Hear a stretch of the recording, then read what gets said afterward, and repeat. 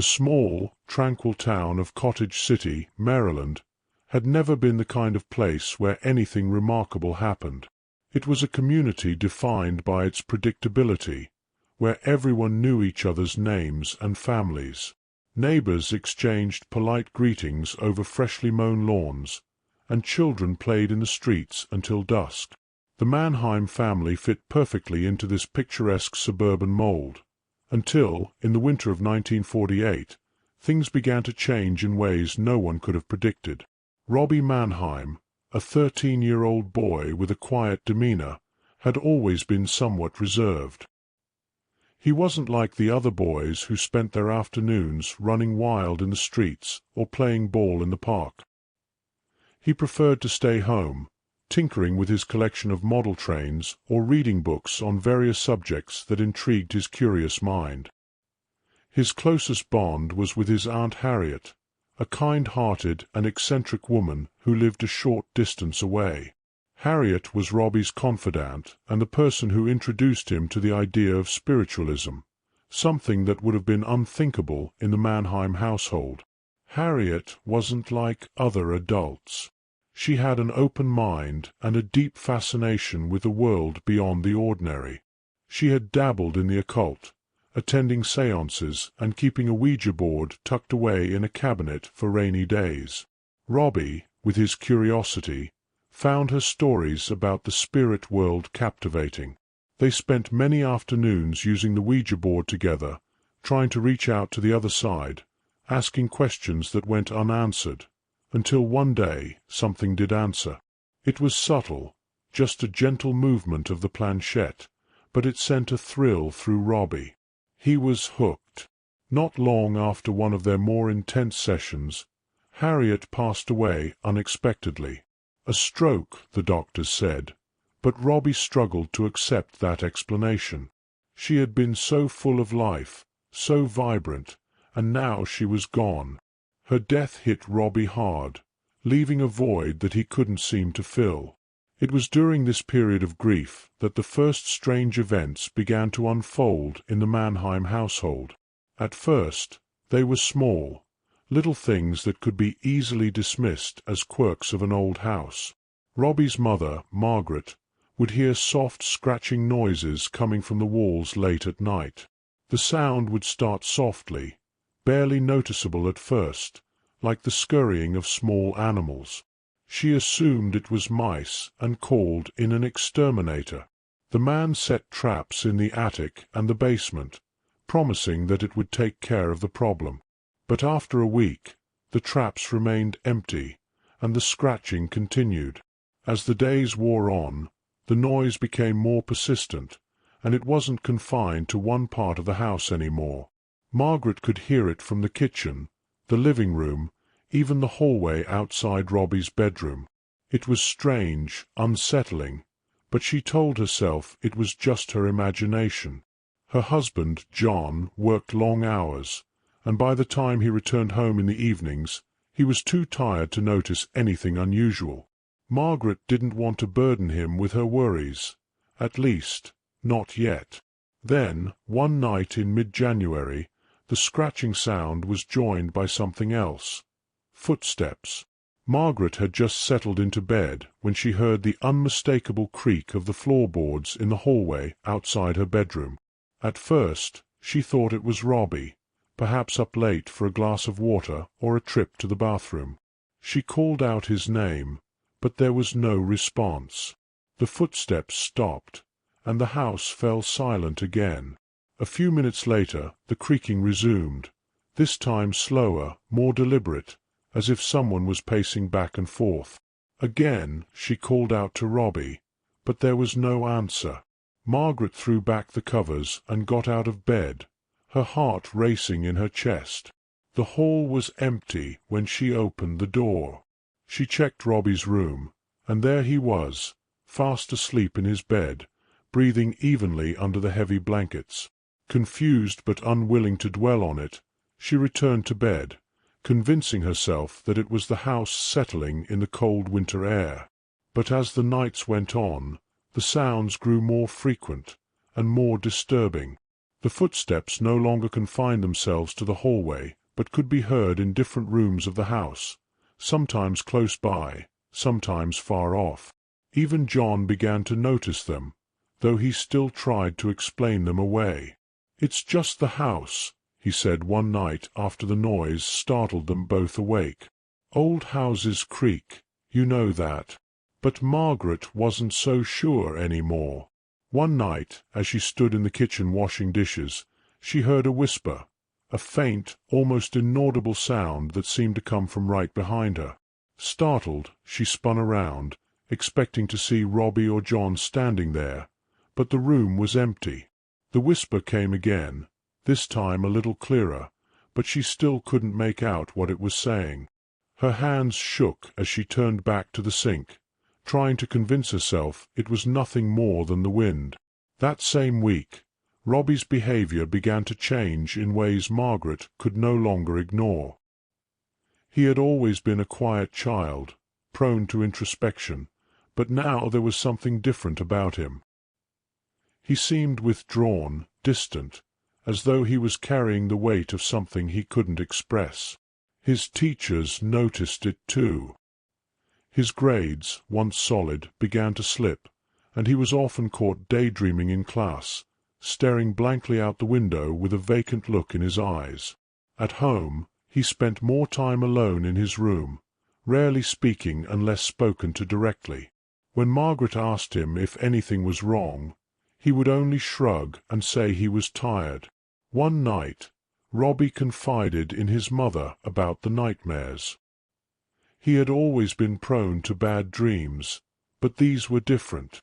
They were vivid, terrifying, and they always featured the same figure, Aunt Harriet, standing at the foot of his bed.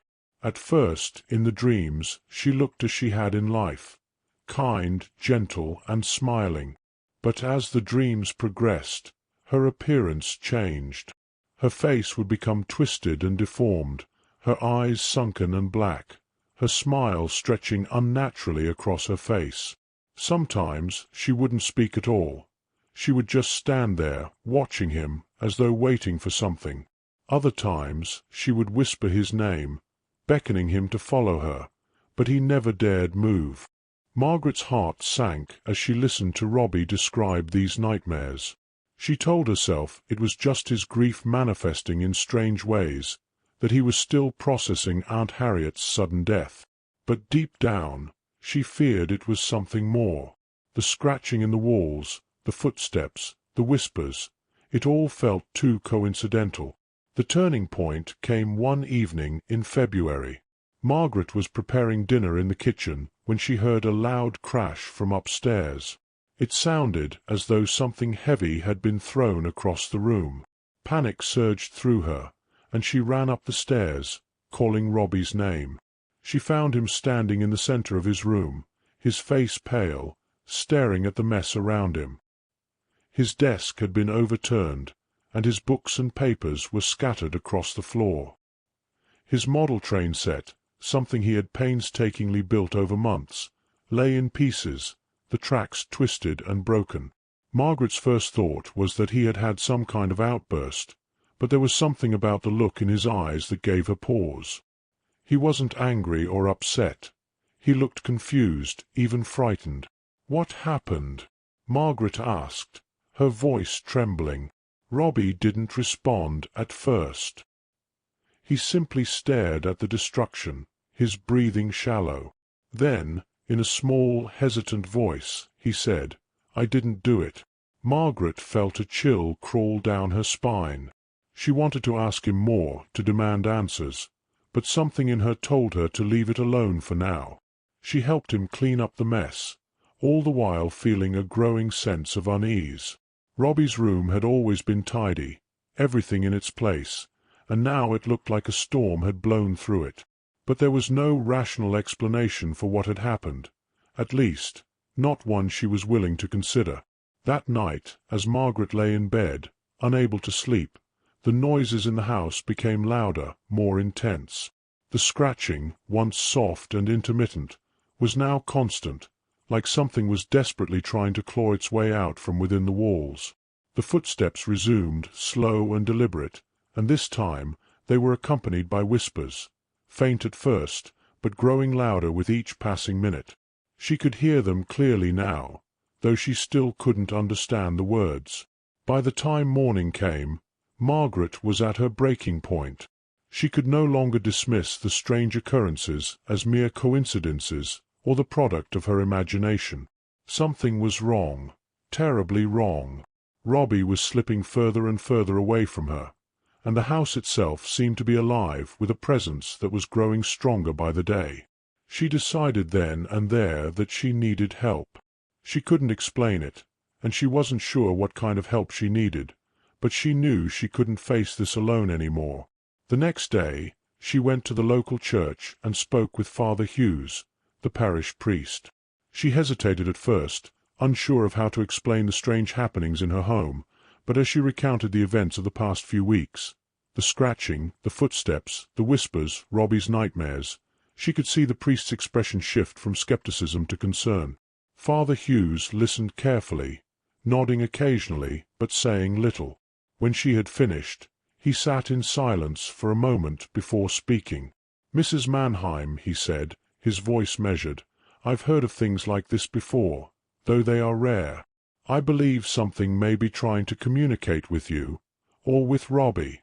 It could be a spirit, perhaps tied to your sister-in-law, though I can't say for certain. I'd like to come to your home, to see for myself what's happening." Margaret agreed, her heart heavy with a mix of fear and hope. Maybe Father Hughes could help them, she thought. Maybe he could bring some sense of normalcy back into their lives.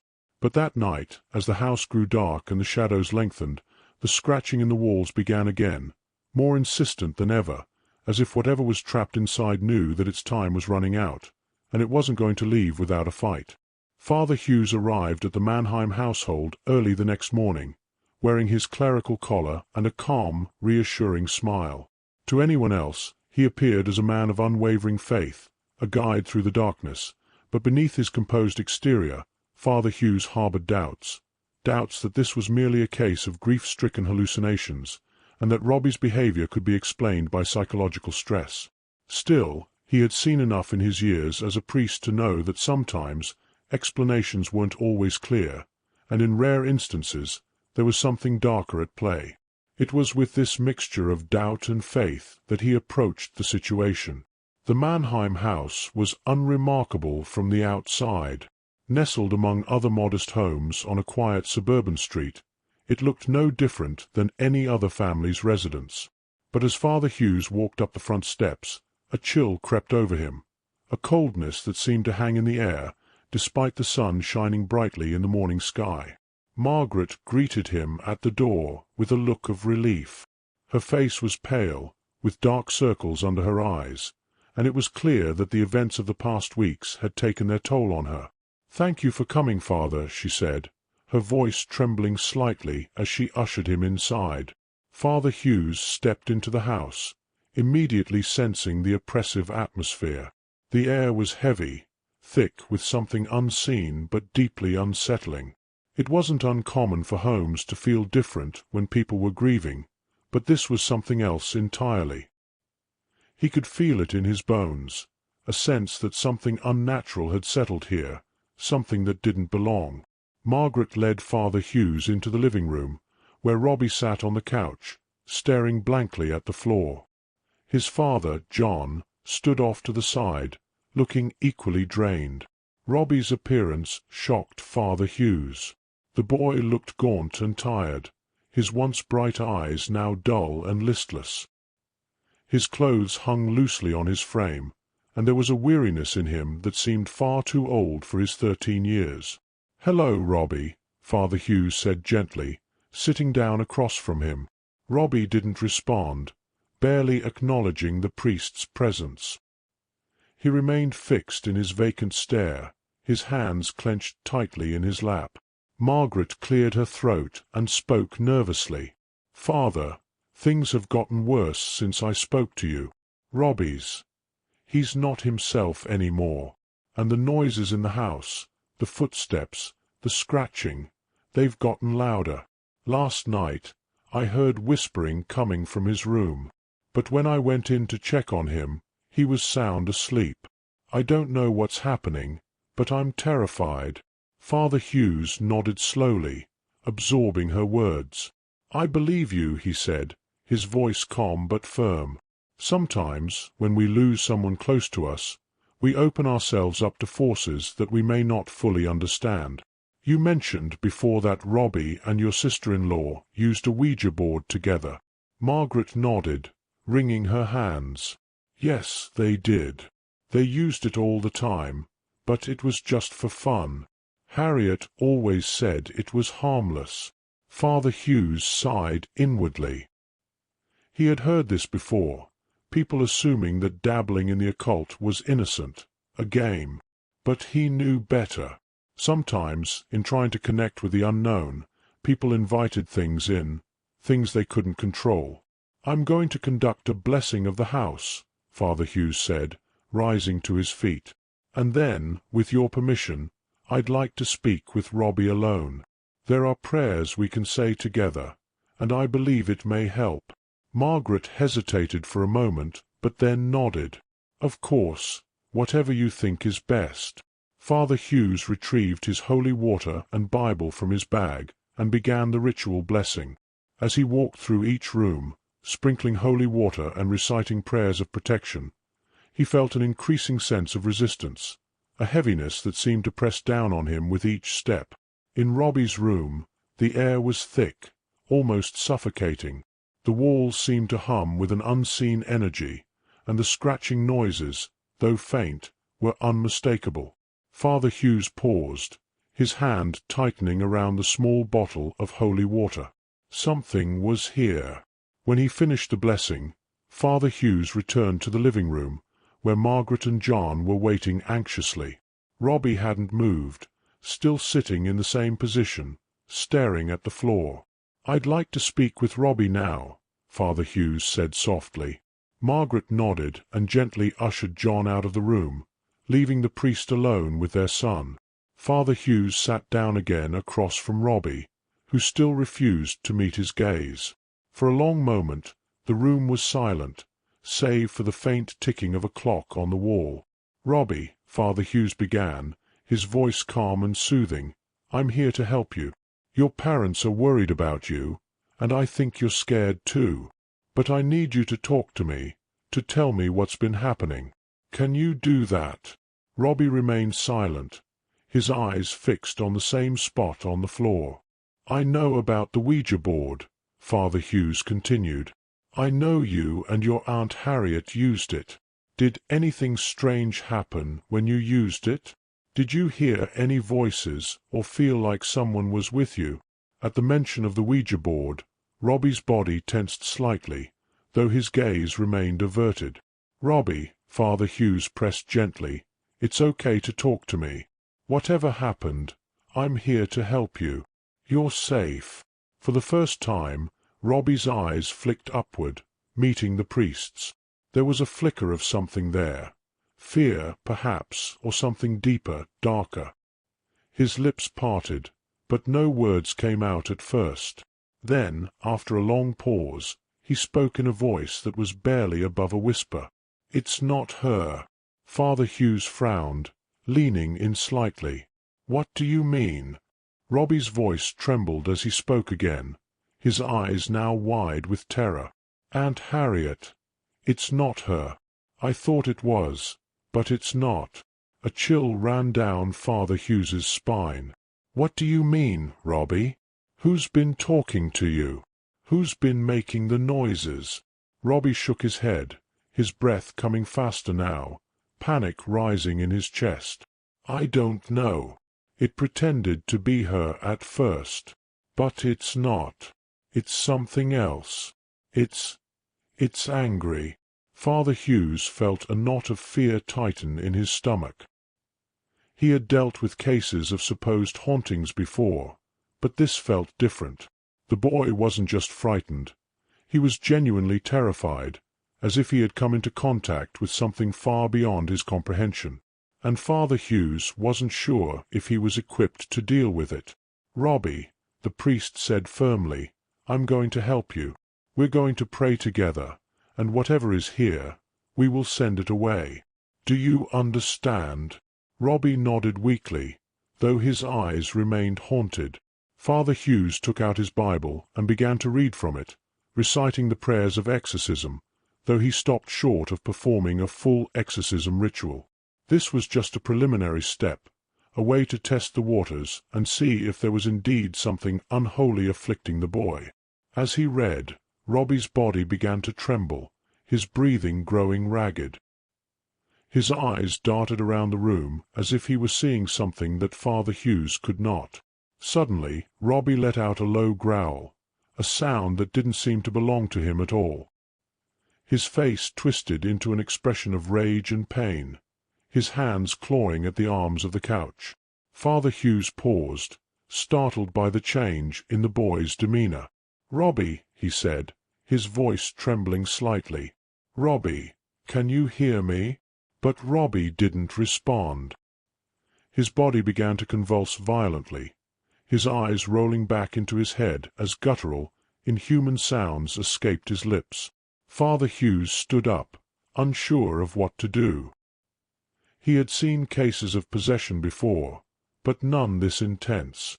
The boy was thrashing now, his limbs flailing as if he were fighting off some unseen force. "In the name of the Father, the Son, and the Holy Spirit," Father Hughes said, louder this time, trying to regain control of the situation, "I command you to leave this boy." Robbie's body jerked as if struck by an invisible hand. His mouth opened wide, and from deep within him came a voice, low, guttural, and filled with malice. "He is ours." Father Hughes recoiled in horror. The voice was not Robbie's. It was something else, something ancient and cruel. His hands trembled as he reached for the crucifix around his neck, holding it up toward the boy. "Leave him!" Father Hughes shouted, his voice filled with both fear and determination. "In the name of Christ, I command you to leave him." For a moment, Robbie's body stilled, and the room fell silent. Father Hughes held his breath, hoping that the worst had passed. But then, with a sudden, violent jolt, Robbie lunged forward, his eyes wild, his hands reaching out toward the priest. Before Father Hughes could react, Robbie's nails raked across his chest, tearing through his shirt and leaving deep, bloody gashes. The pain was immediate and blinding, and Father Hughes staggered back, clutching his chest in shock. He stumbled toward the door, his vision blurring from the pain, and managed to throw it open, calling for help. Margaret and John rushed into the room, their faces filled with horror at the sight of Father Hughes bleeding and Robbie writhing on the floor, his body still convulsing. They helped the priest to his feet, guiding him toward the front door. "Get him to a hospital," Father Hughes gasped, clutching his chest. I need to call the bishop. This is beyond me." As Margaret and John rushed to tend to the priest's injuries, the air in the room grew colder, and Robbie's body finally stilled. But as his parents gathered around him, they could still hear faint whispers, whispers that seemed to come from the very walls themselves. The battle had only just begun. The atmosphere in the Mannheim household had grown unbearable. It was no longer a matter of strange noises or eerie feelings. It was now something tangible, something oppressive that hung in the air like a thick fog. The walls seemed to close in on Margaret and John, the shadows lengthening unnaturally as nightfall came earlier and earlier each day. After Father Hughes's failed attempt at exorcism and the subsequent attack that left him injured, the family realized they were in over their heads. Whatever plagued Robbie was not something they could explain away with grief, stress, or even mental illness. This was something darker, something ancient, something evil. Margaret stood in the kitchen, wringing her hands, her mind a storm of fear and uncertainty. The images of Father Hughes clutching his bloodied chest and the horrifying sound of the voice that had come from her son haunted her every waking moment. She knew the voice wasn't Robbie's. It was deeper, more malevolent than anything a child could ever produce. Her hands shook as she reached for the phone. This was beyond them now. She needed to contact someone who had more experience, someone who had dealt with forces beyond this world. She picked up the receiver and dialed the number given to her by Father Hughes before he was taken to the hospital. His voice had been weak, but clear in its urgency. Contact the Jesuits in St. Louis. Tell them what happened. They'll know what to do. The Jesuits, specifically Father William Bowdern, were known for handling cases like this, cases that most priests would never even dare speak of, let alone confront. Father Bowdern had spent decades in the priesthood, and though he had never sought recognition for it, he had become somewhat of a legend among those who knew of his work. He had seen darkness before, real darkness. The phone rang several times before it was answered by a calm, measured voice. "St. Louis University, Jesuit Order," the voice said. Margaret swallowed hard. I need to speak with Father Bowdern. It's an emergency." There was a long pause, during which Margaret's heart raced, fear threatening to overwhelm her. "Hold, please." It seemed like an eternity before another voice came on the line, deeper and more authoritative. "This is Father Bowdern." Margaret inhaled sharply, feeling as though the weight of the world had just fallen onto her shoulders. She explained everything in as much detail as she could. The scratching in the walls, the strange behavior, Father Hughes's attempt at exorcism, and most of all, the terrible voice that had come from her son. She could hear Father Bowdern's steady breathing on the other end, but he didn't interrupt. He let her pour out the story until there was nothing left to say. When she finished, there was silence for a moment, as if the priest were processing the gravity of the situation. "I'll come," Father Bowdern finally said, his voice firm. "But understand, Mrs. Mannheim, this will not be easy. I've dealt with cases like this before, and what you've described. It's serious.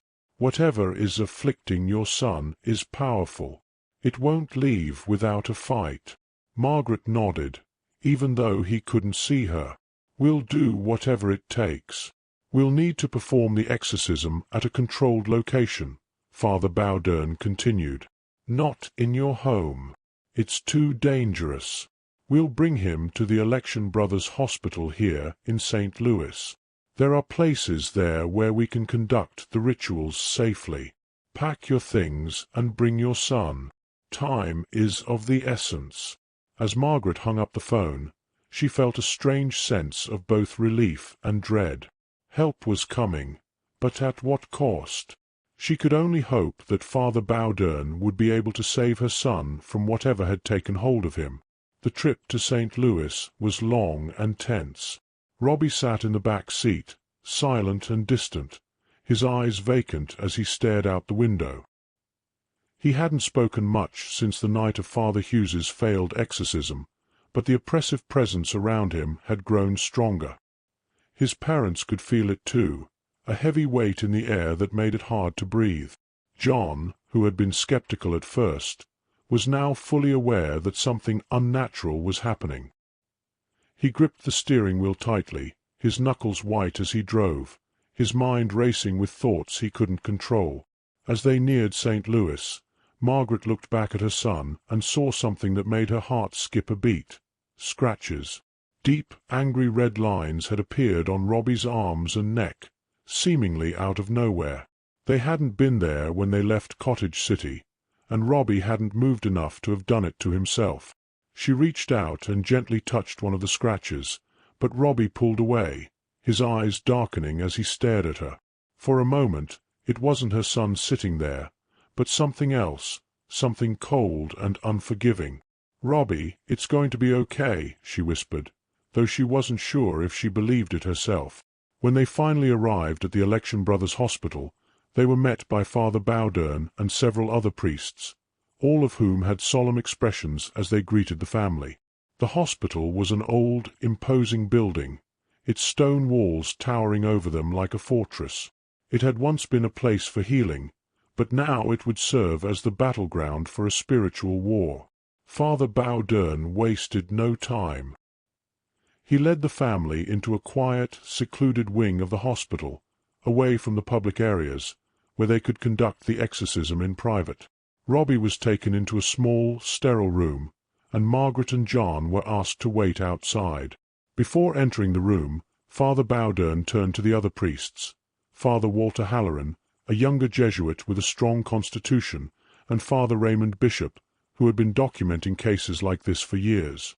"You both know the gravity of this situation," Father Bowdern said in a low voice. "This is not just a matter of prayer. We are dealing with something far more powerful than we can fully understand.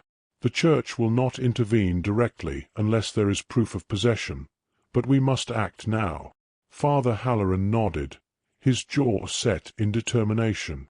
"I've never been part of something like this, but I'll do whatever is necessary." Father Bishop, who had seen his fair share of strange occurrences during his time, looked less confident but equally resolute. He pulled out his notebook, ready to record what they were about to witness. They entered the room together, closing the door behind them. The air in the small, windowless space was heavy with tension, almost suffocating. Robbie sat on the bed, his face pale and drawn, his eyes dark and lifeless. Father Bowdern approached him slowly, holding a small crucifix in one hand and a Bible in the other. "Robbie," Father Bowdern said gently, "do you understand why we're here?" For a moment there was no response. Then, slowly, Robbie's head turned toward the priest, and something flickered in his eyes, something cold, cruel, and ancient. "We know," Robbie said, but the voice that came from his mouth was not his own. It was deeper, older, and filled with malice. Father Bowdern steeled himself, holding the crucifix higher. "In the name of Jesus Christ, I command you to leave this boy." Robbie's face twisted into a hideous grin, his teeth bared as he snarled. "He is ours," the voice growled. "He belongs to us. You cannot have him."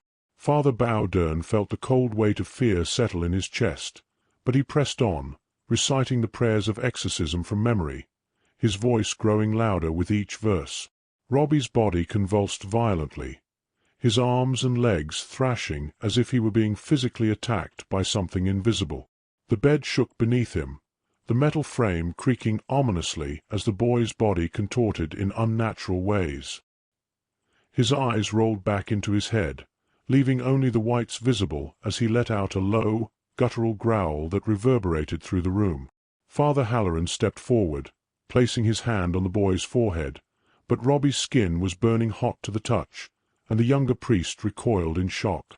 "His temperature is rising," Halloran said, his voice tight with fear. "It's like he's on fire."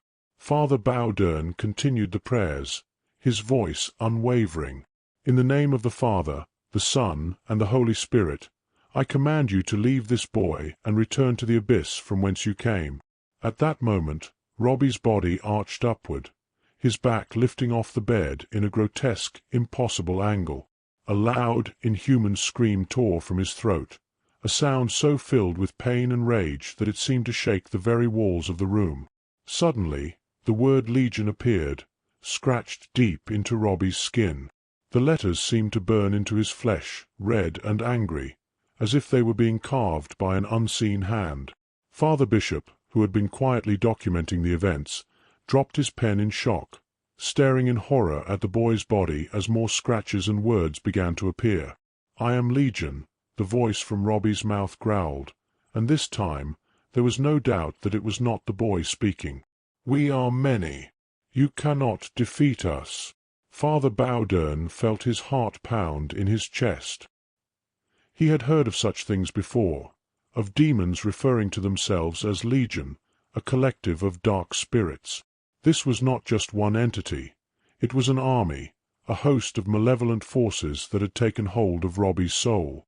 "You have no power here," Father Bowdern said, his voice firm but shaking slightly. "In the name of Christ, I banish you from this child. You are not welcome in the house of God." Robbie's body convulsed again, his limbs flailing wildly as the demonic voices continued to taunt and curse the priests. The room grew colder, the temperature dropping to near freezing as a thick, suffocating darkness seemed to close in on them. 4 hours, the exorcism continued, Father Bowdern and the others reciting prayers, holding the crucifix over the boy's body, and sprinkling holy water on him as he writhed in agony. At times, Robbie would return to himself, sobbing and begging for help, only for the voice to return and twist his features into a mask of hatred once more. The battle was long and grueling, with no clear end in sight. The forces within Robbie fought back with every ounce of their strength, resisting the prayers and lashing out at the priests, physically and mentally. Father Bowdern could feel the darkness pressing down on him, draining his energy, but he refused to give up. Finally, after what seemed like an eternity, Robbie's body fell limp on the bed. The voices stopped, the air in the room stilled, and a heavy silence settled over them. Father Bowdern, exhausted and drenched in sweat, stepped back, breathing heavily. "It's not over," he whispered to the others. "This is only the beginning. Legion won't leave easily." As they stood in the quiet room, the faint sound of scratching began again, coming from the walls, the floor, the very air around them. Father William Bowdern wiped his brow, his hand trembling as it passed over his soaked forehead. The air in the small, sterile room had grown oppressive, thick with a malevolent presence that clung to everything like an invisible fog. Robbie Mannheim lay on the bed, limp and quiet for the first time in hours. His body, bruised and battered from the exorcism, seemed to finally rest, though everyone in the room knew this was a fragile reprieve at best. The words, "I am Legion," still glowed angrily in the deep scratches on his skin, though they had begun to fade slightly, like embers cooling after a raging fire. Father Bowdern glanced at the other 2 priests in the room, Father Walter Halloran, the young Jesuit who had been assisting him, and Father Raymond Bishop, who had been quietly documenting the exorcism. Both men looked exhausted. Father Halloran's face was ashen, his eyes wide with shock, still not fully comprehending the magnitude of what they were confronting. Father Bishop, though calm, showed signs of fear as he clutched his notebook, his pen hovering over the pages as if writing down the details of what they had just witnessed would somehow make it more manageable. "Father Bowdern," Father Bishop said quietly, breaking the heavy silence, Do you think it's over?" Father Bowdern shook his head slowly, his eyes never leaving Robbie's still form. "No," he whispered, his voice thick with exhaustion and dread. "It's not over. It's never over this quickly." Robbie's chest rose and fell in shallow breaths, his face still twisted in an expression of pain even in sleep. The room itself seemed to vibrate with the energy of the battle that had just taken place.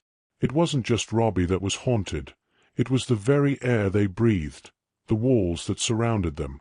Something had taken hold here, and it wasn't going to let go easily. As if to confirm Father Bowdern's suspicions, a low, guttural moan escaped Robbie's throat. His body jerked violently, and for a moment the priests thought he might be waking from his brief unconsciousness, but his eyes remained closed. His limbs began to twitch, and the bed rattled beneath him as the air in the room grew colder. The temperature plummeted, their breath becoming visible in the dim light of the hospital room. "Here it comes," Father Bowdern muttered under his breath as he reached for the crucifix hanging around his neck. The lights in the room flickered wildly, casting long, distorted shadows on the walls. Robbie's body convulsed again, his back arching off the bed in a grotesque, unnatural angle as a scream tore from his lips, though it wasn't Robbie's voice. It was deep and inhuman, reverberating through the room with a power that seemed to shake the very foundation of the hospital. Father Bowdern grabbed his Bible and began to recite the prayers of exorcism once more, his voice strong and unwavering, though his body was weak with fatigue. Father Halloran, though visibly shaken, stood beside him, clutching his own crucifix as he joined in the prayers. Father Bishop, now trembling, tried to keep writing, his pen scratching across the page with frantic strokes. Robbie's body convulsed violently, as if something inside him was trying to tear its way out. His mouth twisted into a snarl, and then, with a sudden jerk, his eyes snapped open, black, empty voids that stared straight through the priest's. For a long moment, Robbie's body was still, though his chest heaved with labored breaths. The priests held their breath, waiting for what would come next. Then, slowly, Robbie's lips curled into a grin so twisted and malicious that it sent a wave of nausea through Father Halloran, who stumbled back in horror. "You think your little prayers will save him?" The voice growled, deep and distorted, as it poured from Robbie's mouth. "You are nothing. This boy is ours." Father Bowden's hands trembled as he continued to hold the crucifix high, reciting the ancient prayers of deliverance, but his voice faltered. It was hard to stand firm against such overwhelming evil, especially when it felt like the very air around them was closing in. But Father Bowden was a man of deep faith, and he knew that he had to continue. He had faced dark forces before, though nothing like this. Nothing that seemed to have such a grip on the soul of a child. "We are legion," the voice continued, Robbie's body shaking violently with each word. "We are many. You cannot defeat us. This body belongs to us. His soul belongs to us." Robbie's hands twisted, clawing at the air as though he were trying to grab something unseen. His back arched again, his spine contorting in ways that defied human anatomy, and yet he did not cry out in pain. Instead, he laughed, a low, guttural laugh that echoed through the room, filling it with a sense of dread so palpable that it made Father Halloran's skin crawl. Father Bowden's voice grew louder as he pressed on, his eyes fixed on Robbie's twisted form. "In the name of Jesus Christ, I command you, leave this boy. He does not belong to you." The laugh died in Robbie's throat, replaced by a snarl so vicious that it made the hairs on the back of Father Bishop's neck stand on end. The room grew even colder, the shadows deepening as the oppressive presence seemed to gather itself for another assault. Suddenly, the room was plunged into darkness. The flickering lights gave one last weak sputter before extinguishing completely, leaving the priests standing in near-total blackness.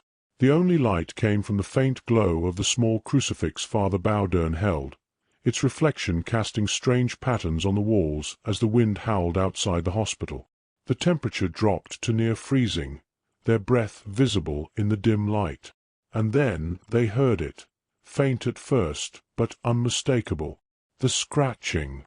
It started softly, like nails raking lightly against wood, but it quickly grew louder, more insistent, as if whatever was making the noise was drawing closer. The sound came from everywhere at once, from the walls, the ceiling, even the floor beneath their feet. Father Bowden's heart raced as he gripped the crucifix tighter, his mind racing with the words of the exorcism. He could feel the darkness closing in around them, suffocating them with its malevolence. Suddenly, Robbie's body jerked upward again, and he let out a blood-curdling scream, a scream that seemed to come from the depths of hell itself. His mouth stretched wide, unnaturally so, as if something inside him was trying to break free. "He is ours," the voice bellowed. "He will never be free. This body belongs to Legion. You cannot save him."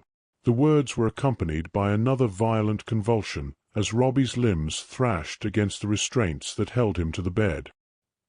His eyes, still black and empty, seemed to glow with an unnatural light as he stared at Father Bowden. Father Bowden took a step forward, his hand trembling as he reached out to place the crucifix on Robbie's forehead. "In the name of the Father, the Son, and the Holy Spirit, I command you to leave this boy. Leave him now, or face the wrath of God Almighty." Robbie's body convulsed again, his back arching so far that the priests feared his spine might snap. But the voice that had been so defiant and filled with rage, was beginning to weaken. "No," it hissed, the words now strained. "You cannot." The room began to tremble, the walls shaking as if an earthquake were ripping through the building. The air grew thick with a stench so foul it made Father Halloran gag. Robbie's body thrashed on the bed, his face twisted in agony as the demonic presence fought to maintain its hold on him. "Leave him!" Father Bowdern shouted, his voice ringing out with newfound strength. "In the name of Christ, I cast you out." Robbie's body stiffened, his eyes rolling back into his head as he let out one final, ear-piercing scream. The force of it was so intense that the windows rattled in their frames, and for a moment Father Bowdern feared the glass might shatter. The scream seemed to reverberate through the entire building, shaking the walls and floors as if the very foundation of the hospital was crumbling. And then, just as suddenly as it had started, it stopped. The room fell deathly silent.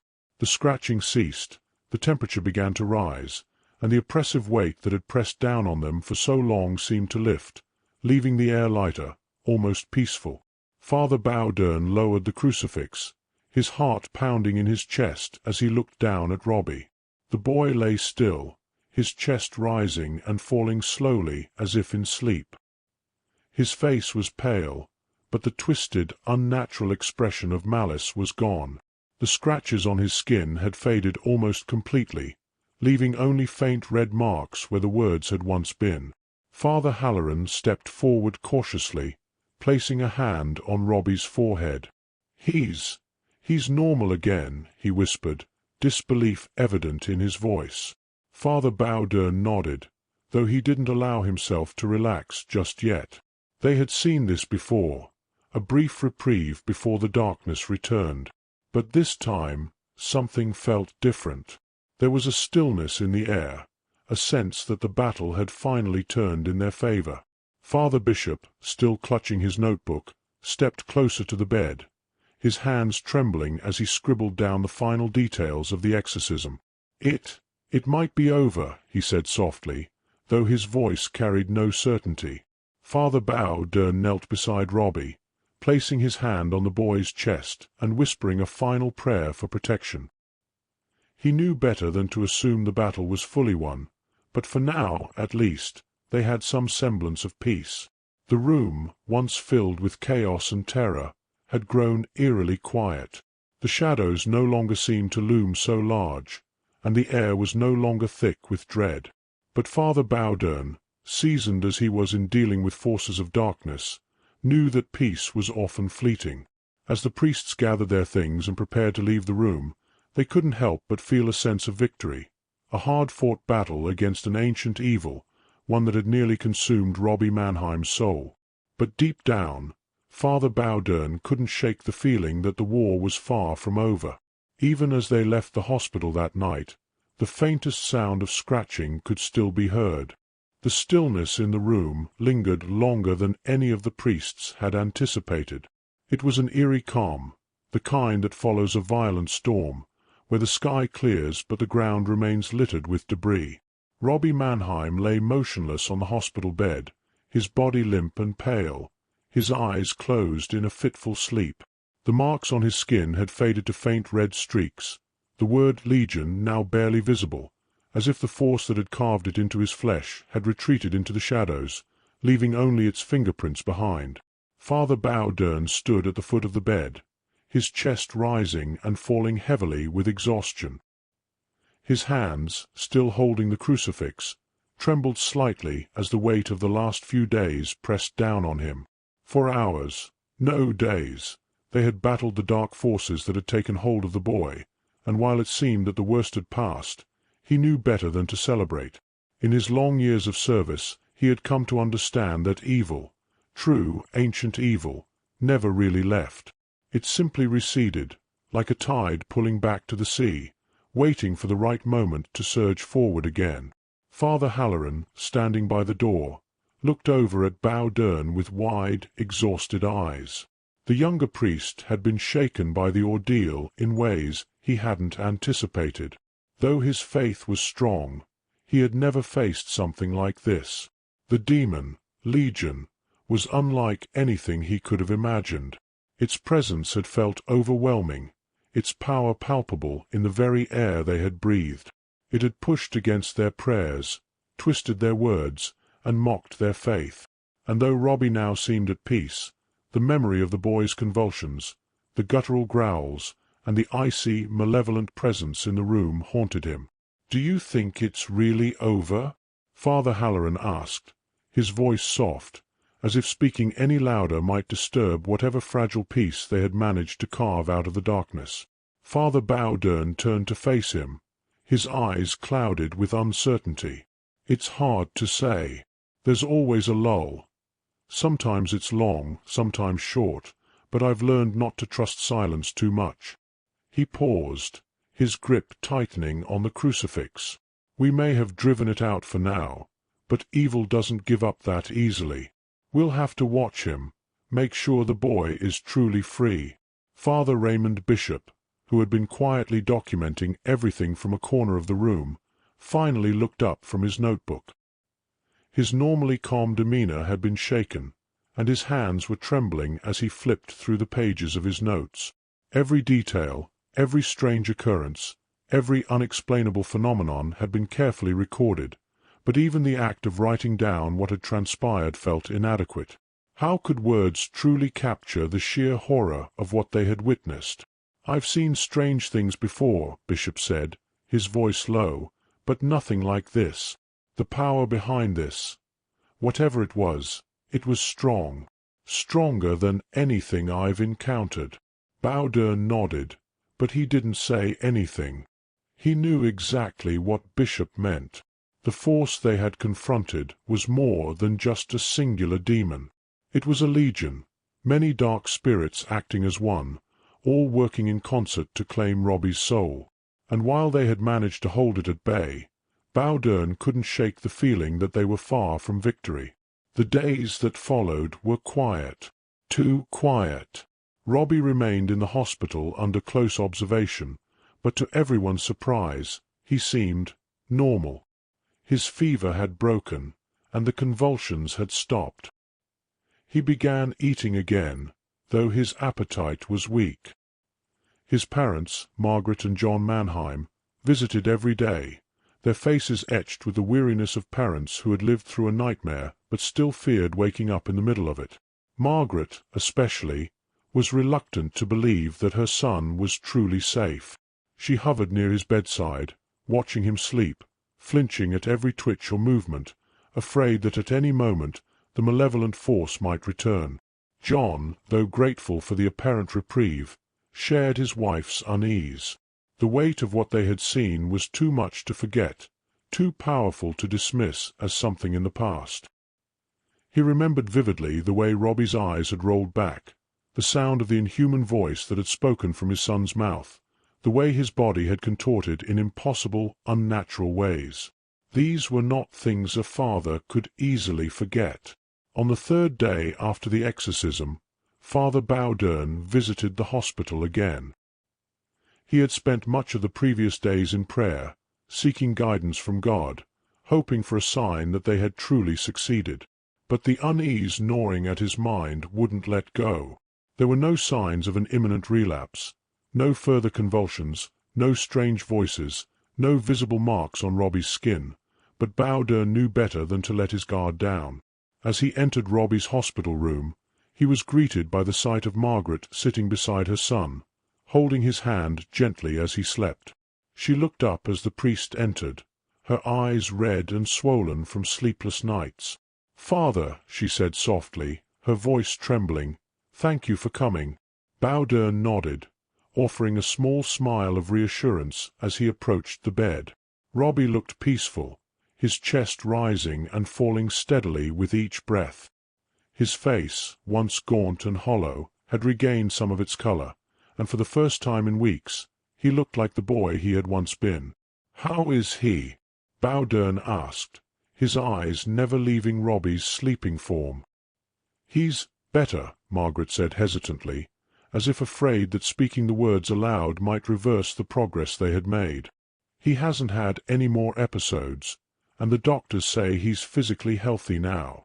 But, Bowdern prompted gently. Margaret swallowed hard, her voice barely above a whisper. "There's something. I can't explain it, but I still feel like it's here, like whatever was inside him is still watching, waiting. Father Bowden's heart sank.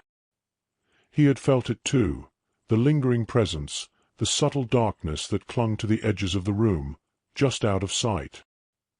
He had hoped it was just his imagination, that the trauma of the exorcism had left him overly sensitive to the atmosphere, but Margaret's words confirmed his fears. "That's not uncommon," Bowden said, though his voice carried little comfort. "Sometimes, even after an exorcism, the spirit or force lingers nearby. It may not have a hold on Robbie anymore, but it doesn't mean it's completely gone. We'll need to be vigilant." Margaret nodded, though her eyes were filled with fear. "I just want my son back," she whispered, her voice breaking. "I don't want to live in fear anymore." Bowden placed a comforting hand on her shoulder. "We'll do everything we can to protect him, Margaret. But faith is our greatest weapon. Keep praying. Keep believing that God's grace will keep him safe."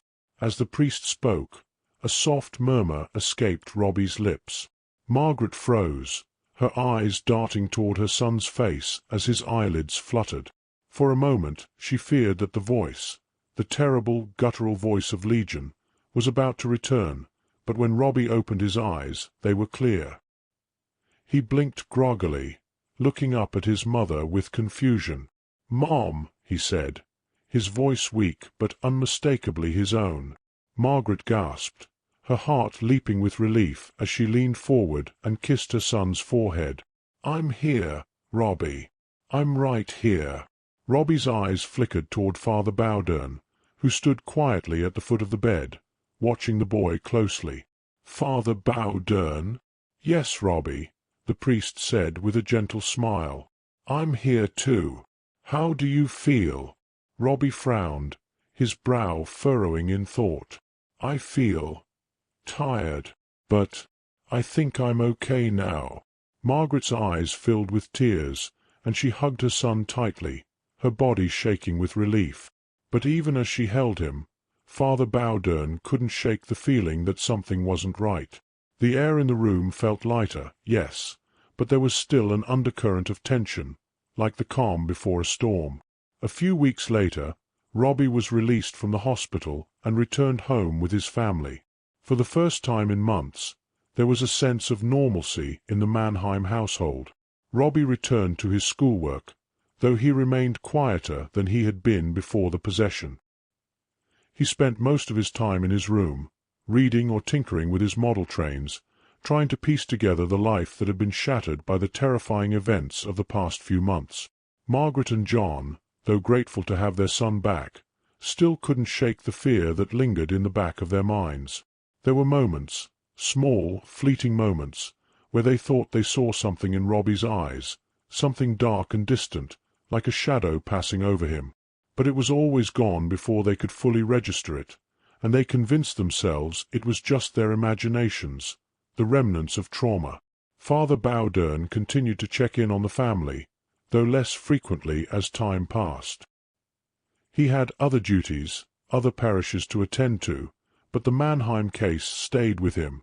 Late at night, when the rest of the world was asleep, he found himself revisiting the exorcism in his mind, questioning whether they had truly succeeded.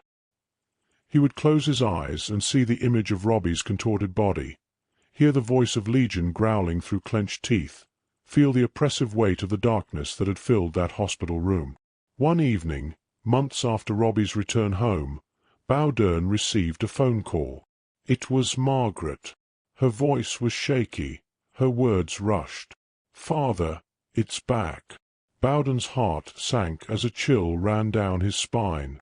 "What's happened?" "It's Robbie," Margaret whispered, her voice cracking. He's not himself again. I don't know what to do." Without hesitation, Bowden grabbed his coat and crucifix and rushed to the Mannheim house. The darkness, it seemed, had never truly left. It had merely been waiting, biding its time, lurking just beneath the surface, ready to strike again. As Bowden pulled up to the Mannheim residence, He felt the familiar, suffocating presence return, thicker and more malevolent than before. The shadows around the house seemed to pulse with an energy all their own, and the night air was cold, unnaturally so. Father Bowdern steeled himself as he walked toward the front door, his crucifix clutched tightly in his hand. The battle for Robbie's soul was far from over, and Bowdern knew that this time the darkness would fight harder than ever before. For evil, as he had long known, never truly left. It only hid, waiting for the right moment to return.